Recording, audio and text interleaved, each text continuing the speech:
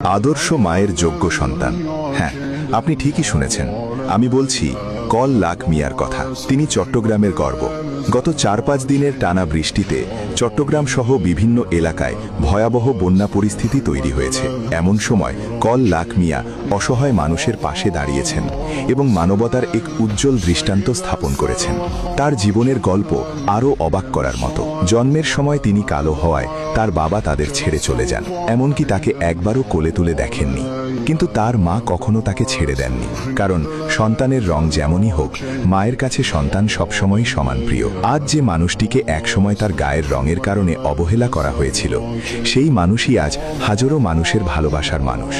আদর্শ মায়ের যোগ্য সন্তান। হ্যাঁ, আপনি ঠিকই শুনেছেন। আমি বলছি কল লাখ মিয়ার কথা। তিনি চট্টগ্রামের গর্ব। গত ৪-৫ দিনের টানা বৃষ্টিতে চট্টগ্রাম সহ বিভিন্ন এলাকায় ভয়াবহ বন্যা পরিস্থিতি তৈরি হয়েছে। এমন সময় কল লাখ মিয়া অসহায় মানুষের পাশে দাঁড়িয়েছেন এবং মানবতার এক উজ্জ্বল দৃষ্টান্ত স্থাপন করেছেন। তার জীবনের গল্প আরও অবাক করার মতো। জন্মের সময় তিনি কালো হওয়ায় তার বাবা তাদের ছেড়ে চলে যান, এমনকি তাকে একবারও কোলে তুলে দেখেননি। কিন্তু তার মা কখনো তাকে ছেড়ে দেননি, কারণ সন্তানের রং যেমনই হোক, মায়ের কাছে সন্তান সবসময় সমান প্রিয়। আজ যে মানুষটিকে একসময় তার গায়ের রঙের কারণে অবহেলা করা হয়েছিল, সেই মানুষই আজ হাজারো মানুষের ভালোবাসার মানুষ।